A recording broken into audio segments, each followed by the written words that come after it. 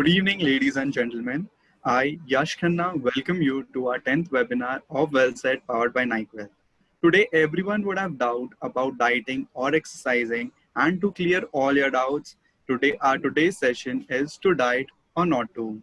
Starting with the session, I would like to call upon Mr. Sumit Gurka, who has been a part of Naik Wealth family for over a decade. He is into a business of photography and online sales on marketplace like Amazon and Tata Click. On behalf of Naik Group, I welcome you, sir. Thank you, Yash.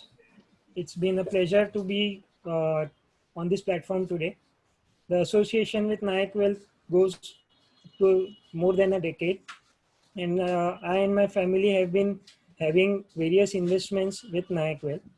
And now you all being transferred into this digital era with the app and the top website that you have maintained, it's very easy to do all the transactions seamlessly. And I being managing a portfolio for my family of 20 members, the digital platforms have helped me very much. So a single family login has been given to me. I can manage everything from that website. The investment opportunities that Nikhil and Chitra, my relationship manager, provide me time to time according to my needs is really going very well with me. And a goal of buying a house which was which materialized 2 years back was all possible because of the investments we made with Naik Wealth for the past decade. So hats off to your team, and I'm wishing you all the best and keep doing great. Thanks. Thank you so much, Sumit, sir, for those words. Now, I would like to call upon Mr. Nikhil Naik to say a few words. Hi, admin, if you can just let me switch on my video. Yeah.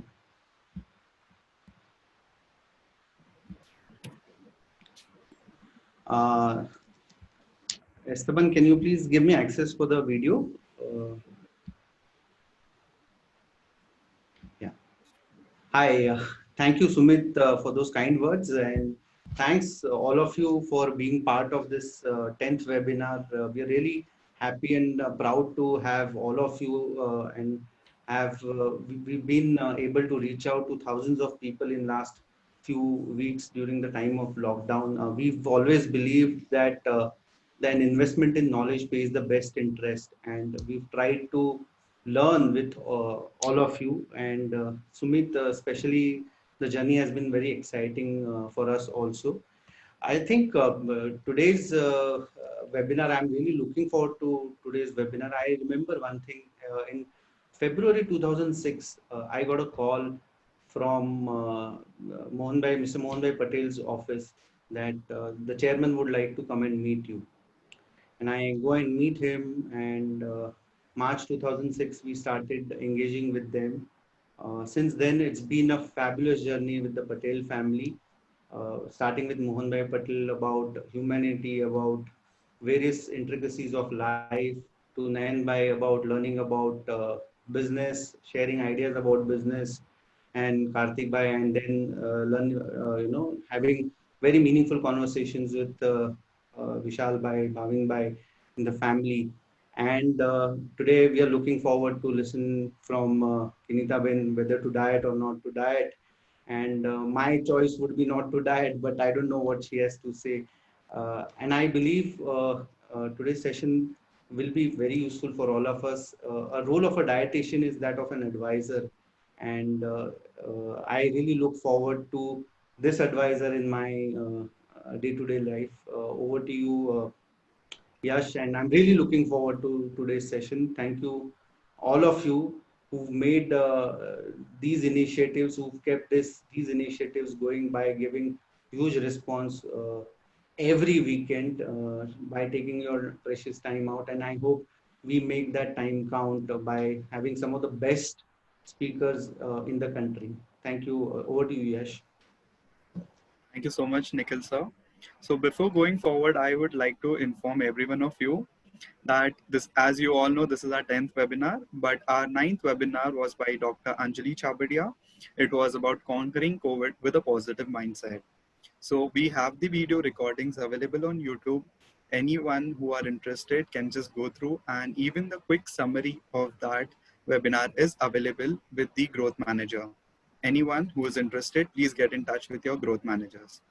So coming now, I would also like to inform you about our upcoming webinar, which is going to be on 10 ways to create 100 crore.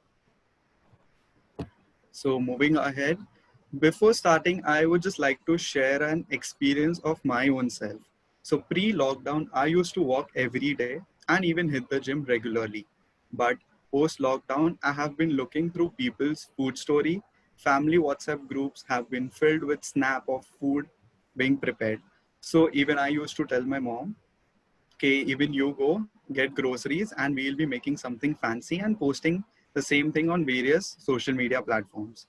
So few days back, my mom was like, look at yourself, you have become so chubby. तब मुझे three idiots का dialogue याद आया, pizza पे concentrate करूँ या अपने lockdown fat पे. And then my brain was like pizza. I am sure many like me would be in this dilemma. So I would like to share a beautiful quote that is, motivation is what gets you started, but commitment is what keeps you going.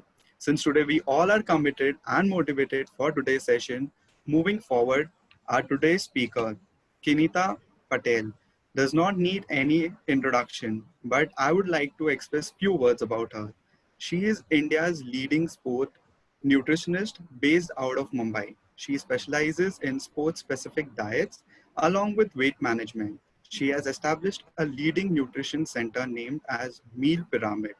She was awarded as the best nutritionist for the year by Vogue, an external expert consultant for GSK Human Performance Lab, and first Indian global representative for professionals in nutrition for exercise and sports. Most recently, she has been nominated as jury member for second edition of Times She Untold Entrepreneur Awards 2020, which was held in this May. For clearing all the doubts of our Get to Fit audience, over to you, ma'am. Hello, everyone. Welcome. I hope I'm audible to all of you loud and clear. It's an absolute pleasure to be here and an absolute honor. And I'm really looking forward to doing this today with this lovely, lovely audience. And like Mr. Nikhil Nayak said, I would like to just repeat, investment in knowledge is the best investment. And I think today we all have removed this time to educate ourselves, and I became an educator from the day I finished my masters, and I'm talking about almost 17-18 years back. And I always believed in the power of sharing knowledge. I personally feel that there is so much out there that you get to know with experience, that if I don't educate my clients, I am never going to get a winner out of them. And that's something, that's a motto that I strongly believe. I never leave my client in a doubt as to why they are eating a certain food or why they are following a certain kind of diet, because it's my responsibility to educate these people. And the more we educate, the more knowledge we gather by talking to a professional, not by Googling, because Google is the master and the doctor of nothing. So if we actually discuss with a professional your doubts and get them cleared, it stays more in your mind than actually just learning from text that is being written or somewhere on the Google media. So I hope you'll enjoy this discussion. My intention is not to tell you what diet to follow, but fundamentally to explain you the basics of nutrition, which is going to give you a little bit of understanding of why you eat a certain food and why is it important. And that will help you shut doors on a lot of different kind of diets which otherwise I consider as unhealthy. So before wasting a lot of time, I just want to give a quick few seconds to you all to run a quick poll. Yes, Yash? Yeah. Someone's running a Okay. poll? Yeah. I'll be running it. Yeah. Okay. 1 second. Okay, so most of our audience are already aware about the polls we run. So let's start off with the poll. Okay, so the first question to all of you, do you agree being fit never depends on your age? Okay, ma'am, I hope you can see the way Can people I are. also can I also poll? I'm sorry, I'll have to. I'll for the next question, I can definitely give you an Let's opportunity try to. that. Why don't you Okay, take my answer as well?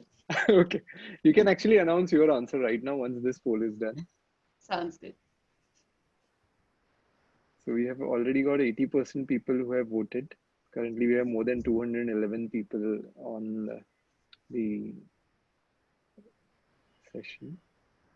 So yes is the maximum vote. I will just publish it for everybody. You can see that almost 96% people have said yes for it. What was your answer, ma'am? Out of curiosity. Absolutely. It doesn't depend on your age. That was an absolute no-brainer and not at all a Right, rocket science answer to give. Let's right. be very honest about it. So, The second. yes. Sorry, should I move to the second one? Yeah, sure. Yeah, yeah, okay. So over here, I'll allow you also to vote, ma'am. Sounds good. Everybody, all the panelists will be able to vote. Has your fitness regime gone for a toss due to lockdown? Okay, here there are chances of 50-50. Okay.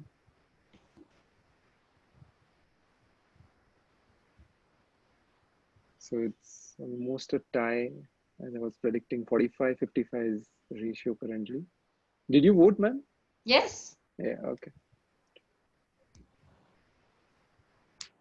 I'll just end this poll. I'll just share the results with everybody. Yeah, as you can see, the yes is Wow. 54% and Seriously. 46%. That's very sad, yeah, audience. That's not good news. That's very bad. If you don't come, if I strongly believe if you didn't come out fitter, thinner, smarter, or a well reader out of this lockdown, then you actually lost down on one of the best opportunities of your life. Like you could have read books, probably even finished a PhD to these 3 months. So I'm surprised that there is so much indiscipline, probably, like exactly what Yash said, where he chose pizza over doing anything else with his diet, that this is not good news. Y'all be ready for a good lecture from me in the next 30 minutes. Yeah, we are looking forward to that. I'll just move to the next one. We have two more questions left.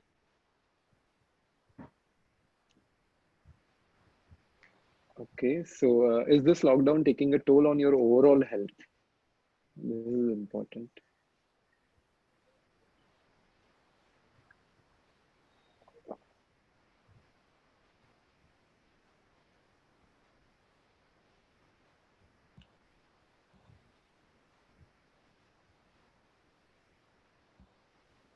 Okay, I'll just end the poll. I'll just show you the result.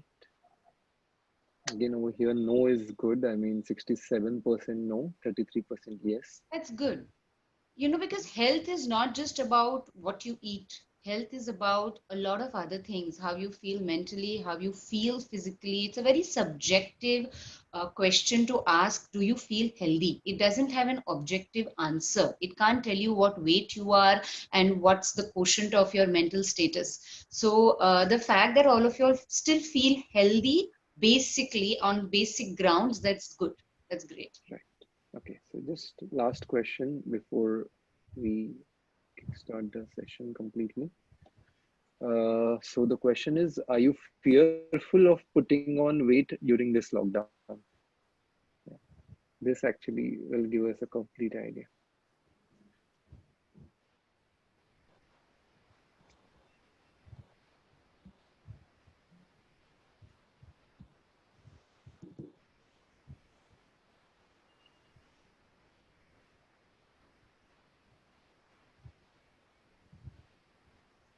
So I'll just publish the result.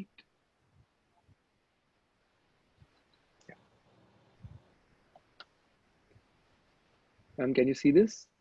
Yes. Yeah. Yes, we have quite a little bit of a tie going on over here. Right. Yeah. But technically, even weight is a very, very broad word. It's a very loosely used word. And when you talk of weight, weight is not just your fat that you're carrying. So if you take an example of, say, for instance, a 80-kilo person, and you see the body type or a physique, say, for instance, of a John Abraham, who could be 80 kilos, and you see someone else who's not into fitness and is 80 kilos, there is a drastic difference, because a John Abraham can also be 80 kilos. The difference is the muscle, because muscle mass is what actually gives that weight. So when you lose, and that's one of the point I'm going to be discussing, that when you lose weight, you'll end up losing a lot of muscle when you do the wrong kind of diets. And that kind of muscle loss is not good for weight loss. So yes, weight again is a concept that needs to be explained. Yes, it is necessary to lose overall weight after you've reached a certain point, but fundamentally that should not be your only target. Your target should be muscle and fat, and in its correct bifurcations. Great. Ma'am, we are done with the polls. We can start off with your session. Sounds good. So let's begin. I already started talking in the beginning through the polls itself. But so let's understand, let's educate ourselves on the basic concepts of nutrition. And the basic concept of nutrition are three main important macronutrients. And that is your carbohydrate, proteins, and fats. Now, for the longest time, fat had a very villainous name, considered to be a taboo to consume fat. Books and books were written, articles were published of how bad fat is in a person's diet. But a lot of research has changed, and that's the best part about my field. I love nutrition because our research is constantly evolving. We are not sitting back and saying that, follow the same rules of eating. Yolk is not good in the diet, you must not eat non-veg, you must eat only vegetarian. So these concepts, research based, keep changing. And eliminating fat in the diet is one of the major breakthroughs that happened. So when we talk of carbohydrate, protein, and fat, let's start with carbohydrate. Carbohydrate is of two types. Okay, so again, carbohydrate can be very, very complex in its structure and very, very simple in its structure. Now, when we talk of dieting, when people say, okay, I'm going to go on a diet, that does not mean you eliminate carbohydrate, loosely used as carbs. I'm removing carbs from my diet. I'm not eating carbs in my diet. Okay, that's very loosely used term that happens. But carbohydrate, the fact they are of two types, they both have a complete different biochemical role to play in your body. And that's what gives you the result. The key to success on a diet is how much of carbohydrate, which type of carbohydrate, and what time of the day do you consume that carbohydrate. Now, if I had to give you a simple example, what are these carbohydrates? So when you say complex, it is anything that is high on fiber, anything that is whole grain. So, we get quinoa pastas, we get multigrain millets, we get millets which are like rajgira, jawar, bajra, nachni, considered to be better than wheat. You may even have brown rice over rice because it has more fiber, because it is more complex in its structure, that thus making it a better carb. Whereas your simple carbs are carbs that are fundamentally simpler to digest, to consume, gives you quicker energy, say like sugar, quick energy, fast digesting, jaggery, honey. These are simple carbohydrates. Now they both are very different. And the reason why I'm able to judge which kind of a client needs what kind of carbohydrate is because of my background of sports nutrition. I strongly believe that as a sports nutritionist, I cannot tell an athlete to not consume honey at all or not have sugar at all. So there has to be a balance. So when I look at the quantity, quality, and the timing of these carbohydrates, say I'll give you an example. You were walking on the street, and this is one of my most favorite examples. You were walking on the street and very hot middle of the day, and you fainted. Okay. When you faint, there are a lot of different foods that can be put in front of you to give you instant energy. I can come with the anda. I'll give you one whole boiled egg. Is that going to get you out of it? No. I can come with a chapati. It's a carbohydrate, right? Is it going to give me quick energy? No. Or I can come with a glass of water with sugar in it. And that in a matter of seconds is going to give me quick energy. So that is the biochemistry of the rate at which carbs get absorbed in the body. Now, the problem here is when we are targeting weight loss or we are looking at fat loss, we are trying to avoid these simple carbohydrates because when you don't need it, they immediately get converted to fat. That's where the problem is. So it's not actually the fat that you're consuming that's getting converted to fat, it's the refined foods that are immediately getting converted to fat. So diets usually tell you to cut carbs, but they don't always explain the type of carb. And that's the biggest trick. And that is why you need to sit across the table, sit with your nutritionist, discuss it out with her, and you can actually eat brown rice or rice every single day in your diet and still lose weight. So here is my first point on whether to diet or not to diet. You never need to die dieting. You need to just diet the right way. If you get your quantities, your timing, and the type, the quality of the ingredient in place. Now, moving on to my next important macronutrient is protein. Now, protein is something that has had a very complex, mixed reaction from people. Now, everybody knows protein is important. We all need protein in a diet, but there is this fundamental in people's mind that, you know, when you get onto a diet, you need to be on protein supplements. And that's absolutely incorrect. Okay, now again, this is my experience that comes as a sports nutritionist. First of all, understand few things about protein which are considered to be myths. Excess protein is going to give you kidney failure, whether dietary or supplemental. Okay, it's not.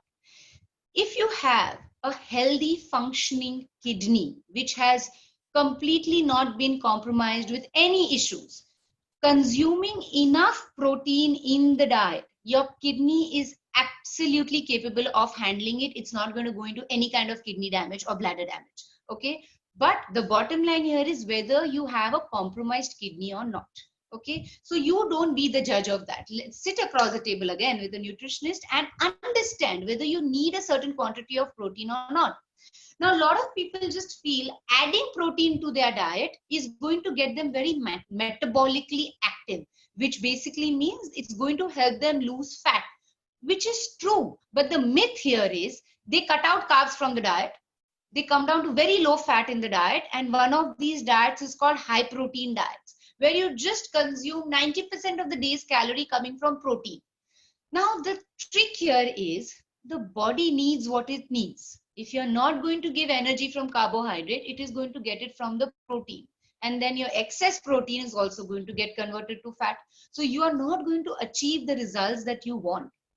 Protein is metabolically very important because your muscles are all made of protein. Okay, your muscle understands only one language, and that is protein. For instance, your brain understands one language, and that is glucose. It only understands glucose for energy. Okay, however, in clinical conditions where you could be compromised to have enough carbohydrate, which could be like a diabetes, your brain can adapt to function from fats as a source of energy as well.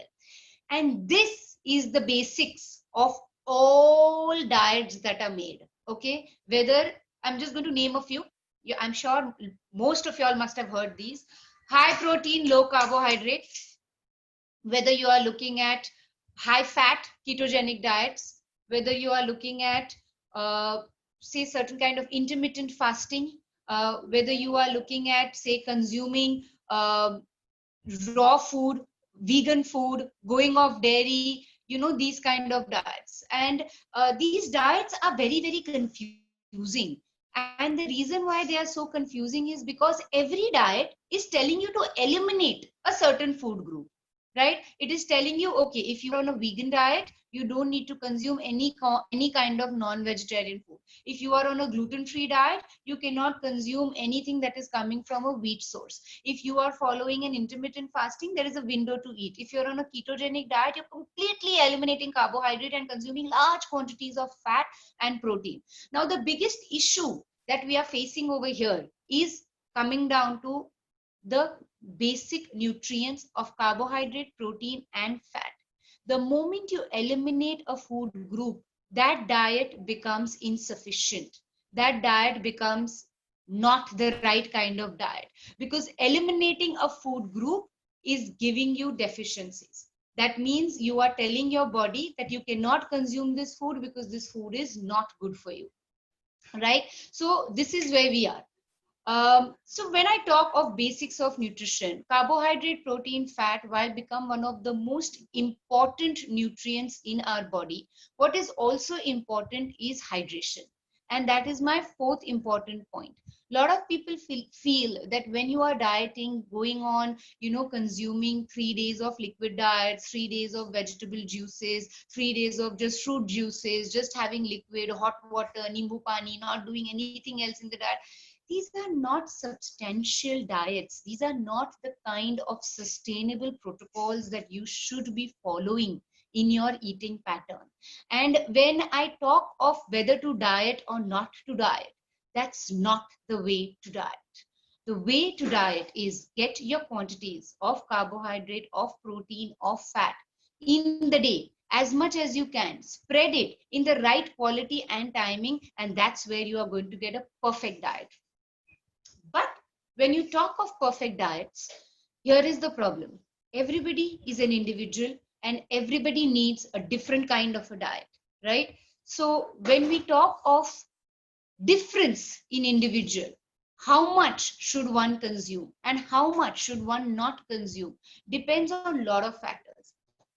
Age, height, weight, individual choices, dietary preferences, allergies, clinical issues, if there are any. And all these are very, very important factors when you're making a diet. So if you are someone who likes to Google your diets and likes to follow the latest trends, be rest assured they are not taking any of these criterias in your place. They are not going to give you any kind of breakdown of what your body actually needs. And I'll give you a simple example, just moving forward from the previous one that I gave. You could be 30 years old weighing 80 kilos, and that 80 kilos can be muscle or can be just pure fat with high circumference or surface area. And that cannot be counted as a part of your diet. So how are they going to judge that what kind of an 80 kilo person you are? So this is where it gets important to understand. And many times even certain kind of diets tell you to do a lot of portion control, lot of grammage, lot of calculations of everything. Now this kind of macro calculating of diets is important. It is very, very important when you're talking of an athlete, when you're talking of We can't hear you. You have gone on mute. I think so. You're still on mute.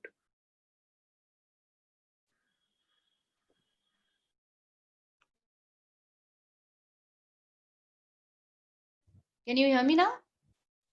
Yes. Yeah. Yes. So when you're talking of an athlete, it is very, very critical to get your macronutrients correct. It is important because how much gram for recovery, how much gram is required of carb, protein, fat, of hydration, it gets important. But when you're looking at weight loss, when you're looking at working on overall health, overall body, overall nutrition, gramming the food like this is really not ideal for the mental situation of an individual. He might just feel extremely bogged down and very, very, it's very uncomfortable to constantly keep quantifying. If I'm working with a CEO of a certain company and I'm going to tell him keep gramming, you have to weigh the food that you eat every time before it goes in your mouth, it's very difficult to do that. We cannot do that. So I have to make much more sustainable diet plans. I have to give a plan which is going to take into consideration their routine, their timing. At 4 o'clock, typically in the evening, he might be in a meeting and I tell him, okay, you know what, I think you need to eat kakdi gajar or a vegetable juice.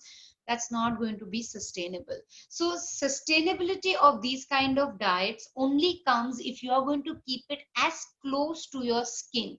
The more you are going to go random, the more you are going to land up cheating or breaking the diet, and all the goals are just going to go off. So whenever you follow any kind of a diet routine, remember you are keeping it close to your skin. Don't try to go cold turkey on certain foods and say, okay, you know, from tomorrow I'm off. I'm not going to eat this. I'm not going to touch that. Trust me, in a matter of 3 months, it's all going to go off. So that is not called dieting, because you're not making lifestyle choices. You're not making choices that are going to help you sustain over a longer period of time. So here we are on what kind of important sustainability points that are there on diet. And well, there is always two sides to a coin, and a successful sustainable diet can only happen if there is some kind of activity. Now, I have had very, very lazy clients who would tell me that, you know what, I can't exercise. I'm just not going to eat. You give me a low calorie diet. Okay. Now this low calorie is also a concept. People want to follow low calorie diets. There is nothing like a low calorie diet. Every food has a calorie. And the moment you're going to try and deficit yourself from calories, you are going to not get the right amount of nutrients that you need. And that's what happens when, you know, you see yourself dull and you see yourself fatigued and low on energy. That's exactly what happens when you go low on calories. So going low on calorie or figuring the right amount of calorie all depends on an individual's. There are a lot of parameters we have to take into consideration before we decide what and how much of calorie you need to consume. So that's very important. So don't go on those kind of unsustainable low calorie kind of diets. What's obviously important to know is, when you are following, is it necessary to count the calories? Is it important to count the calorie, that how much calorie you are eating in the day? So here is the quick tip to you all. Calories is made from carbohydrate, protein, and fat. Calorie is just a cumulative number of carbohydrate, protein, and fat. So where the calorie is coming from is a bigger question than actually asking how much calorie you are eating. I hope you all are understanding what I'm trying to tell you, because this is very, very critical point over here. Everything has calorie. Nothing is zero calorie. There is no food, and if it is, then it's made under a machine, and it is absolutely synthetic if it is zero calorie with all the synthetic sweeteners added to it. So a calorie is a cumulative number that comes from carbohydrate, protein, and fat. And a good sustainable diet will have the right percentage of carbohydrate, protein, and fat to give the calorie.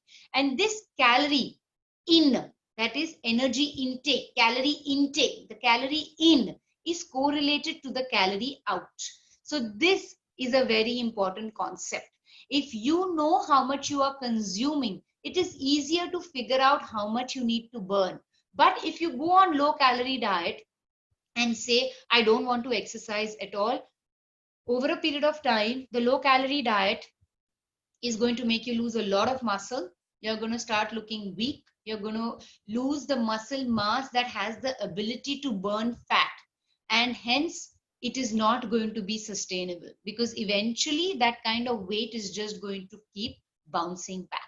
So if you want to be on a sustainable plan, take a break. I'm not saying don't take a break. Live a little. You don't have to exercise 365 days of your life, and you don't need to be on a diet 365 days of your life. What's important is to know that, yes, I need to keep a balance between the two. The moment you lose this balance, if you say, okay, you know, for 3-4 months you were under a guidance and you were on a workout plan and you were following a diet and you showed phenomenal results, and after 5-6 months after that you said, okay, you know what, I just can't exercise, and you drop that part out of your balance sheet, you are going to gain weight. As much as you will follow the diet, you will gain weight. And the same applies to the diet. If you feel that by working out you can get away with eating anything, no, that's not how it works. But yes, take planned break, take planned holidays, take planned cheat days. And it's very critical to cheat. It's very important for the sanity of sustainability to cheat a little. So live a little, cheat a little, and I think I hope I have covered enough of everything that you need to know about these different diets. I don't want to go into diets as such as to what a keto does and what a high carb low fat does, what a paleo does, what a vegan does. That I'm going to leave to y'all now to figure, because the basics of nutrition is what I wanted to explain to y'all. So I hope this is enough good information for y'all. Yash, do you want to take some questions? Yeah, we can Hi, actually hi, start. good evening. Hi, Kirtida.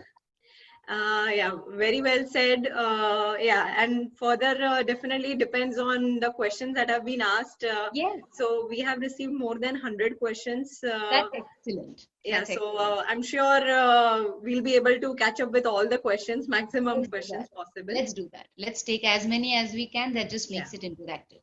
Yeah. Shoot. So our first question is from Mr. Ashok Monani of Ekta Group. He has asked how important is an emotional diet in comparison to a physical diet?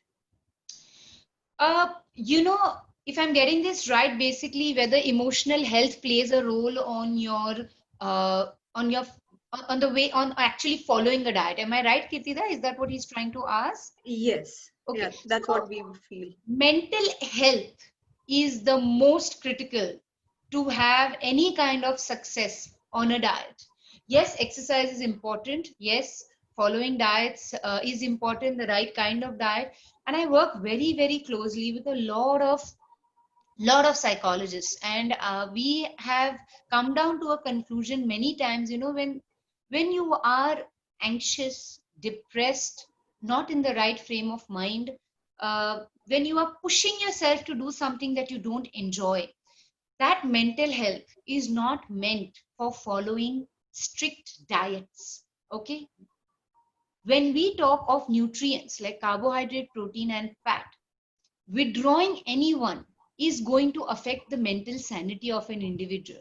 And if they are not in the right mental health, they are going to find it very, very difficult. I'll give you an example. Very commonly, when women, especially women, because this is more hormonally challenging, and when you withdraw carbohydrate from their diet, and when you tell them you cannot eat desserts, you can't eat chocolate, there is a sudden mental resistance to following that diet. And the reason is because you immediately feel an emotional low, you feel depressed. And then if I tell that person that, you know what, you'll have to work out for 60 minutes every day and you're not going to get any carbs, doesn't work. Take that one piece of chocolate and put it in your mouth and just see the happiness in your mind. Just put that one chapati in your diet and suddenly you'll feel that, oh, you know, I'm actually not following a diet. I don't feel like I'm on a diet. So keeping your favorite foods, and hence I'm repeating myself, cheat a little, live a little. It has to be planned. Cheating does not mean every evening eating samosa. That's not the kind of cheating I'm talking about. But a planned cheat, you must, because it is important for mental health. It's very, very critical. True. Next question is from Vanita Bharani. She has two questions. Can you suggest immunity related diet? Okay. And second question is whether ghee can be eaten if on diet. Okay. So immunity is, there can't be an immunity diet. There are ingredients that give you immunity, and immunity is fundamentally comes from basically eating food. Okay. If you are not going to eat food, and if you're going to withdraw a nutrient, first of all, your immunity is going to drop. Okay, because the moment you will say, I'll remove carbs from the diet, please understand, removing carbs means removing vegetables, fruits, grain, everything that we tell you to eat to boost immunity and to get vitamin C and to get vitamin A. Okay, so immunity comes from ingredients which are basically coming from foods. Okay, so make sure you are not on a calorie deficit diet. First of all, that's the key to immunity. Second of all, always remember to have foods that are colorful. The more the color, the more is the immunity. Okay, so when you take a green, say palak, then you take a translucent dudi, then you take a red bell pepper, red capsicum, take tomato, take a carrot, which is orange. Take all these colors. The more platter of colors you will have, the more you are going to get phytonutrients, that is all immunity boosting. Small ingredients such as just vitamin C, which you can get from a nimbu, you can get from an amla, you can get from ginger. Even these fancy herbs such as oregano and thyme, all these also very high on immunity, and especially for your lungs. It's very good for oxygen breathing as well. So then certain superfoods like we call chia seeds, which are superfoods, that's takmaria. Then we are looking at taking shots of say cinnamon, of apple cider vinegar, of a combination of honey with cinnamon. All these are immunity boosting. All these are going to help you with your immunity. So make sure you add all these things in your diet as much as you can. Don't need to overdo. If you have 4 lemon shots in the day, the immunity is not going to peak. That's not how it works. They are very concentrated micro doses. So it's little bit of ginger, little bit of nimbu, little bit of thyme. They are enough to give you the kind of immunity that you need. And what about ghee? Can be eaten? Yeah, of course, ghee can be eaten. The source of ghee is very important. Make sure either you make it at home or get from a source which is not hydrogenated. Okay, the ghee that you get, which are kept on the shelf, are usually they become because they are hydrogenated. They have certain kind of fats that are added, which makes it high on trans fat. So if you can make ghee at home, I would definitely let you consume ghee in your diet, or an organic source of ghee works absolutely fine. Okay. So now this question is a very common question, so I'll just not name anybody. Does dieting make your immunity poor? Yes, that's what I said. Don't go on calorie deficit diets. Don't go on diets where you are withdrawing a certain kind of nutrient. Because the moment you do that, yes, you are going to get a deficiency in nutrients, and it is going to affect your immunity. So do not diet with calorie deficiency. When you diet with sustainability, where you are having each and every nutrient as a part of your diet. Next question is from Devki Nandan Agrawal. What is the alternate of walking in this lockdown period for senior citizens? So Devki ji, there are a lot of different ways in which you can keep yourself active, and one is just counting the steps. Walk around in your room, make sure that you're getting a little bit of movement. Over and above that, senior citizens, but these days senior citizens are very smart. My 92-year-old Mohan Bhai Patel, my Dadaji, uses his iPhone and YouTube and Zoom. So there are a lot of videos on YouTube that basically make you walk on the spot. Okay, so it's called Leslie Walk, is one of the most common ones that I tell a lot of my clients to follow. And you can just be in one place and you can just literally get your step count. It can help you stay active, and it's not even like a hardcore workout. It's not like where you're going to feel that you're exercising. It's the same thing that you would probably do it in the garden or on the road. You're just going to do it standing in one place. Okay. Again, many people have asked this question. Does diet affect your mental health? Yes. Diet does affect the mental health in many ways, because like I'm repeating myself, certain foods are just important to maintain sanity, and that is why you should keep them in little planned quantity in the diet. And one of the practices that I have with a lot of my clients, especially my younger kids who come to me, I tell them to make a list of foods that they like to eat and they don't like to eat. And usually the list of foods that they like to eat, which they know is unhealthy, but they still like to eat. So they will make like a list of 70 things that they like to eat, which are all unhealthy, and 6 things that they don't like, don't like to eat. And what I usually do is I plan the diet in a way that at least 2 to 3 times a week, I give them something of that unhealthy list that they like to eat. and that just adds compliance. That just makes them feel that, okay, at least it's worth it to listen to her, as far as she's giving me something that I like. So it's like a good give and take that happens between the client and me. So and I always believe that adds compliance, and it is important for your mental health. So don't go on to diets where you decide to quit everything, because that's not the way to diet. That's the wrong way to diet. That is the kind of diet you will probably do for 3 weeks before you're getting married, or you'll start it on 25th December because you want to get into a dress on New Year's Eve. So those kind of diets are not the kind of diets that I'm Crash promoting. diets. Where you actually had crashed.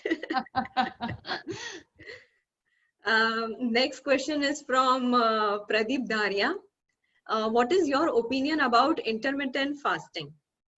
So Pradeep ji, intermittent fasting is a concept that was originally formulated for people who had clinical issues. So those who had digestive issues, where they could be because of cancer, they had to remove a part of their intestine, or they had to staple their stomach for a reason, or they had a lot of hyperacidity and gastric issues. So those were the kind of clinical cases for which intermittent fasting was formulated.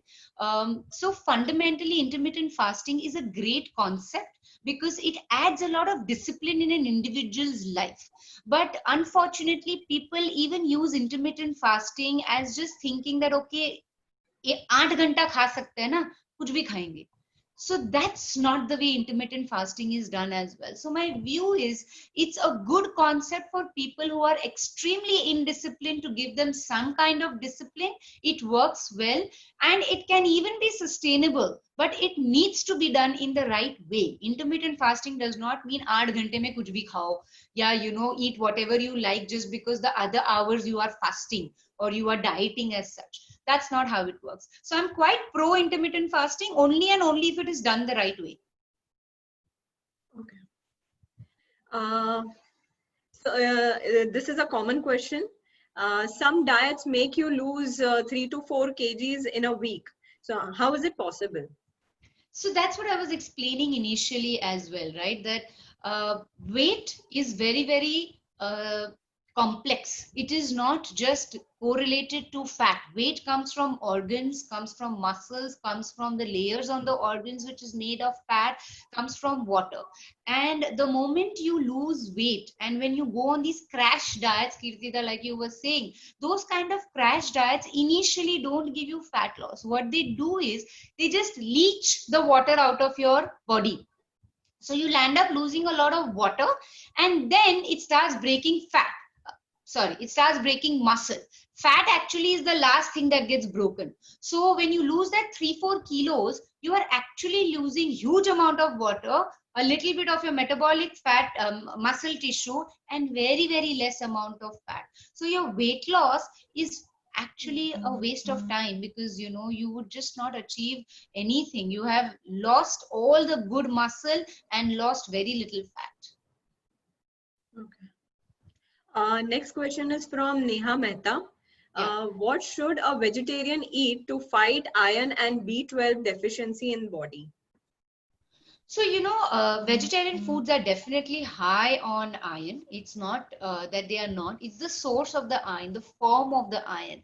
So iron is also in two forms. And unfortunately, in the vegetarian sources, the way in which iron is present, that is a non-heme iron, it does not break very efficiently. And that is why vegetarian foods are not efficient sources of iron. They are high on iron, but they are not efficient sources of iron. So if you are someone who's extremely anemic and you have an underlying clinical anemia issue, being on supplements would be a good idea. Don't try to increase your iron with the diet.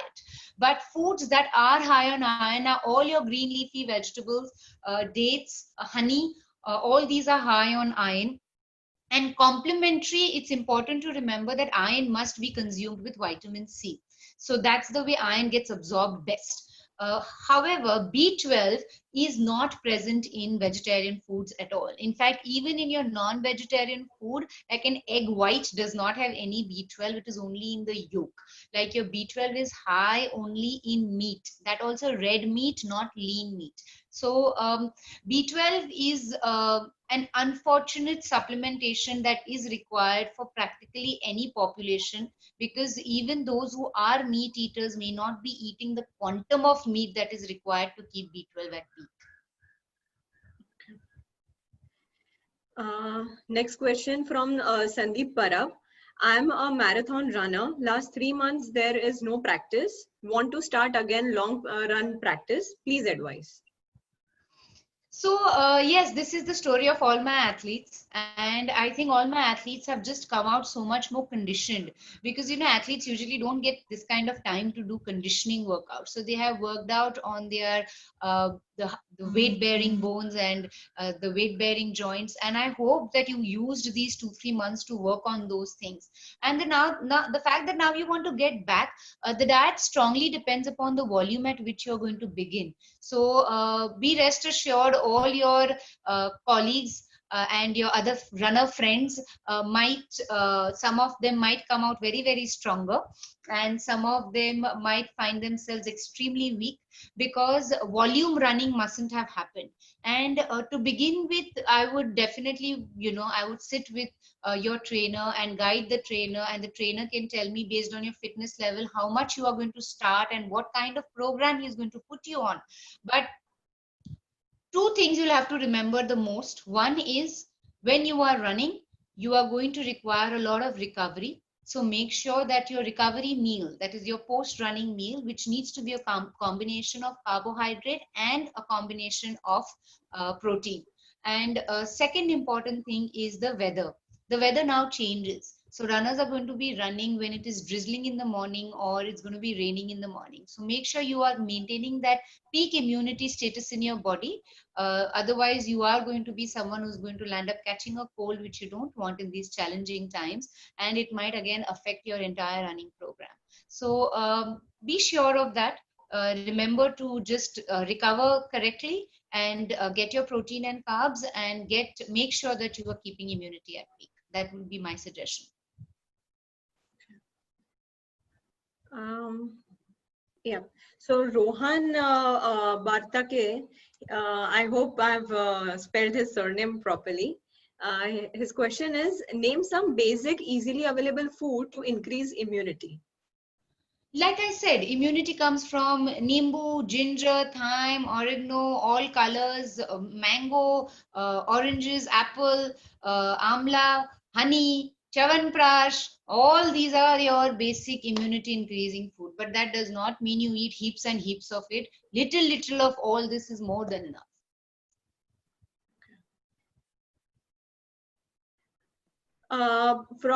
Next question from Archana Beladi. Should we keep updating or changing our diet plans? Interesting question. Very, very interesting question. So if you look at, let's compare that to a fitness program. Okay, if you did 10 squats on day 1 and day 2 and day 3, and by the time it is day 40, you are going to progress. 10 squats is going to make you feel very, very easy. And that is why the ratio of carb, protein, fat also in a person's diet has to keep progressing. And the progression only comes when you have got the basics right. So yes, a person's diet needs to keep changing. It needs to keep updating with age, with workout, with changes in progression, with your own body demands. It's important that at every stage, it has to complement. A person's diet is different during childhood, during their puberty, during their once the menstruation starts hitting peak, for growth, for height, for pregnancy, for lactation, for 40 plus. Diet is different suddenly, because you go into perimenopause. For menopause, for men also it changes, because peak muscle mass for men also dips by almost 70% after the age of 50, and almost 80% after the age of 70. So it's very important that we make enough muscle, which keeps us metabolically active, and hence the diet has to keep complementing your ability to burn calorie. If what you were eating at the age of 25 life cannot be the same diet that you'll be eating at the age of 50. You'll just not be able to metabolize it correct.